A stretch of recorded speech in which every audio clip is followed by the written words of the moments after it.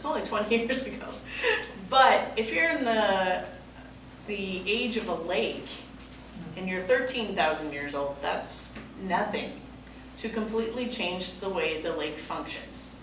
For those of you who might remember, even in the 90s, Lake Michigan was kind of cloudy and murky looking. That's the traditional way Lake Michigan is supposed to look.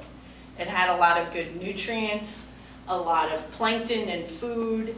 A lot of that sediment was from like the pine trees and stuff that are in the area. It's a limestone bottom, so that caused a lot of that sedimentation. But now if you go out, especially on a nice sunny day, it almost looks like a Caribbean blue. Lake Michigan's traditionally not supposed to look that way. It's because of these little mussels. They're about the size of your thumbnail. But there are so many, they make up about 90% of the biomass in Lake Michigan. And they are such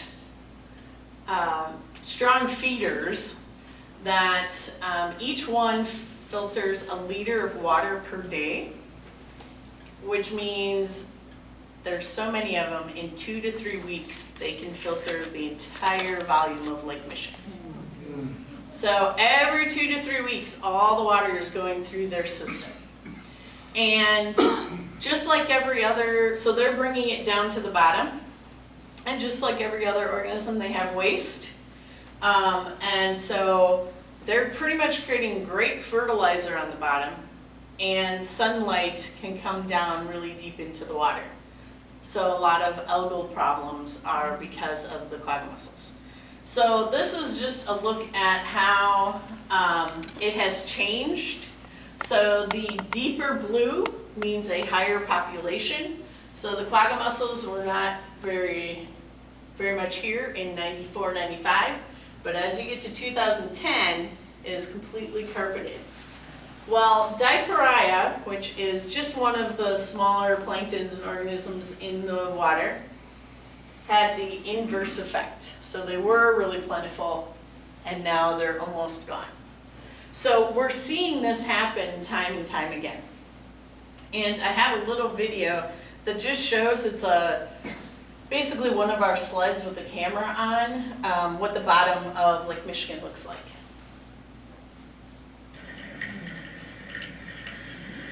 So you can kind of see all this. I know it's a little grainy, but you can see all these bumpy areas and everything. That is all quagga mussels. And this is really just pulled sediment from our sled. So it is completely covering the bottom of Lake Michigan. So that's the invasiveness caused a lot of trouble. Green Bay, it's caused a lot of trouble there. Honestly, it's kind of interesting in Green Bay. The zebra mussels like shallower water, that's kind of along the shoreline, but the quagga mussels like it deeper. So this is Green Bay, the actual bay itself. Here you will find the zebra mussels. In the middle of the bay, you'll find both. And then as you get closer to Lake Michigan, it switches over to just quagga mussels. So you can even see, Green Bay is actually a really good test site for trying different things for the lake, because all the lakes, because it's a little smaller, but it can shift over quite a bit. But all of that changing of the plankton and the food sources and everything changes the amount of oxygen in the water. So when you have a lack of oxygen in the water, you can have what are called dead zones. And in Green Bay, there are some dead zones. There are some in Lake Erie has a lot of trouble with them. In Green Bay, they kind of come and go throughout the season. But we do have work that we're doing there, just kind of looking at them. And one of the things we use to monitor that is a whole buoy system. So we are connected with the NOAA, so National Oceanic and Atmospheric Administration, to put these buoy systems out there. 24 hours a day, 7 days a week, if they're in the water, they're giving us information. And Dr. Klump and Dr. Bootsma are the ones who are doing a lot of this work. Dr. Klump does primarily his research in the Green Bay and this side of Lake Michigan, and Dr. Bootsma does kind of both sides, especially in on the Michigan side as well. But they are looking at how is the system changing. And this is really key to understanding what's happening. So all of these systems are all of these buoys are part of the Great Lakes Observing System. So you can go to, I'm going to kind of hop us into kind of looking at one of them, but you can see these were the ones that were online at one point. They get many more at a time. But you know, it's really important we do this, not only for looking at areas of concerns, which is the AOC part there, but really helping us determine weather forecasting, lots of boaters and anglers like to check what's going on in these buoy systems. We look at beach hazards. So a lot of different information is coming from there. It's giving us a baseline for things. So if we don't know what the baseline is, it's kind of hard to see how it's going to change. So this is the site. It's Seagull. You can go right on the site, which I did, and looked at your area. And in particular, we're going to look at this buoy right here. And this I just downloaded a little earlier today. Let's say the time. It was like 3:30. So you can find out what the air temperature is, battery voltage, no one cares, dew point, humidity, what the wave height is, and then if you hit this dive deeper, you can see that down deeper in the water. So you can see what the water temperature is, how high the waves are. You can go really in depth into these. I mean, if you want to know what the dissolved oxygen levels are and all that kind of stuff. Most people want to know the wave, the temperature, the wind, those kinds of things. But you can go into the Seagull network and click on any of their buoys throughout the Great Lakes and find out what's going on. So monitoring that and having a good feel for that is really important. And it helps us share science with people around the whole region. So one of the projects I've been working on quite a bit is some harbor maps, and I do have an example up here if you want to see a little more what's going on. But this is kind of some of the good part of what has changed in the Lake Michigan. In the 1950s, a lot of the inland lakes and rivers were mapped to see what kind of habitat was there. What type of fish were there, what type of plants, what was the bottom looked like. Not depth, that was a different test, but looking at what was the habitat available. But at that time, they completely ignored the harbors because they thought the harbors were dead and nothing lived there. And in the 50s and earlier, they were kind of right. Not a lot was there. But then, and they're just celebrating its 50th anniversary last week, the Clean Water Act came through and made a huge change in the harbors. And lots of other places. The Clean Water Act was really a wonderful piece of legislation. And it completely changed what's going on. So one of our researchers, Dr. John Jansen, he wanted to see, okay, what's really living in the area? And he started with his student, Brendan Dow. They did a side scan sonar of the whole area in our harbor. They took an underwater robot around the whole thing. And some of the areas they also ground truthed it by diving on the on the area. So they might have dove in this area to really see with their eyes what was going on. And they got all of this information. Brennan, for his thesis,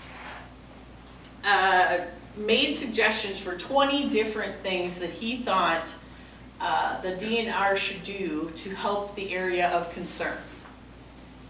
Brennan graduated and got a job with the DNR. He oversees the work on the area of concern, and they are putting into place 15 or 16 of his recommendations because he had this information already. It has also sprouted some other work where we are working with, it's called the Western Lake Michigan Working Group. So we have Army Corps of Engineers, DNR, nonprofit groups, other interested agencies, those types of things all together in one room trying to make plans for what should we be doing. Now that we know what's really here, how should we be fixing things or planning things? So they've taken all of that information to make changes to what's going on. Now there's a really technical map, a GIS map that goes in depth that the Army Corps of Engineers use to do their work. But I was part of helping to create a community map that's easy for those of us who can't read GIS to understand what was going on there. So it's been a really useful tool to help communicate that information that we got. We found out so many wonderful things. And in fact, this map is going to be obsolete in like 5 years because the work that they're doing now is going to change what the habitats are for the better. So that's been a really positive project we've had. If you want to learn more, you can come up and look at this. But also if you go to the UWM website and just put in harbor maps, you'll find all kinds of information, including videos of the fish and fun stuff and details. You could also download the maps if you want to see all of them and that kind of stuff. We've done some work with, remember I mentioned Sandra McClellan? We monitor a lot of different things, but she is part of a big team worldwide that has focused on monitoring wastewater for COVID-19. So in our area, at one time in Wisconsin, there were about 70 wastewater treatment facilities that were doing this. They've cut down a little bit because some were redundant and stuff, but we oversee monitoring at about 12 stations.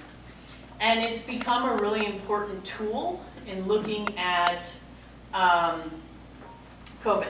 So if we want to figure out what the rates are in a community, we needed to find a way to test the entire community at once. Oh, that's okay. You're fine. So a way to do that is looking at our wastewater. Why would we want to do that? Well, in the early stages when we were testing, we really tested people who had symptoms. And then you're kind of skewing to positive, right? Because if you're negative, you probably don't have symptoms and you're not going to go test. But then you're missing all the asymptomatic carriers. And now, that was at the beginning of the testing scenario in summer of 2020 when we could start really doing that. Now we have at-home tests, and unless people are really, really vigilant, I could have taken a test this morning and had it be negative.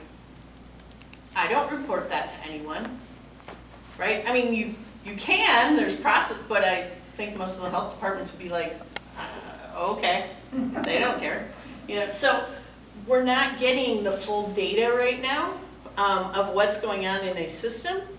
But by doing this, looking at our sewage and tracking, we can. So in the Milwaukee area, we have two, these are wastewater treatment facilities, or plants. And it's about 1 million people that those two look at. So we can look at the wastewater and see the percentage of that 1 million people who have COVID or have recently gotten over it. So it really helps make decisions for our community of, and this was April, just so, oh, nope, just kidding, no, yeah, it was April, early April, so that's not necessarily, I didn't go get a snapshot of it today. But you can see the percentage of people who are dealing with it. That's a way better way to determine what the level is in the community. And it's not just in Wisconsin or anything, it's across the whole country. So you can go through the CDC website and look up wastewater monitoring or COVID wastewater monitoring. You should be able to get something relatively close. One of the other things, so we're looking at that, we do have issues with plastics in the Great Lakes. Many of you probably are familiar with those projects if you're doing a lot of environmental work. It's not just happening in the oceans, it's happening throughout the Great Lakes.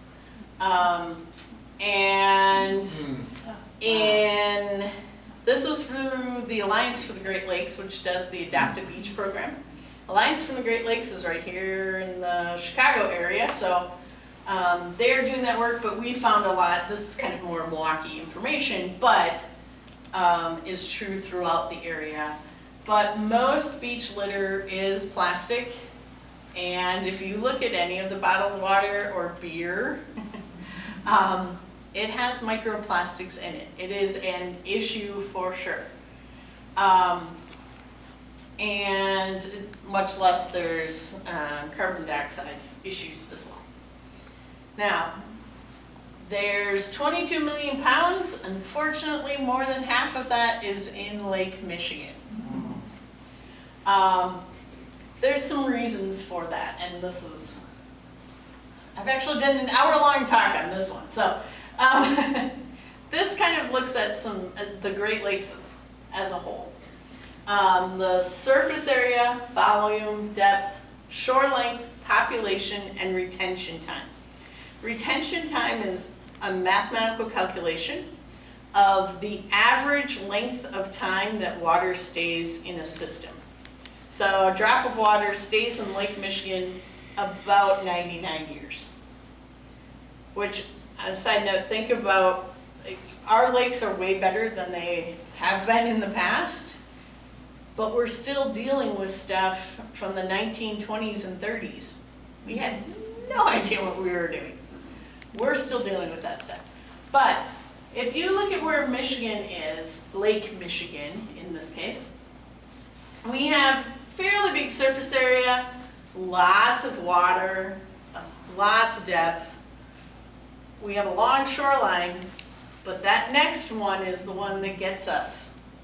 We have the largest population living around Lake Michigan. More people tends to mean more garbage, right? So Lake Superior is the largest by far and has the longest retention time and all those things.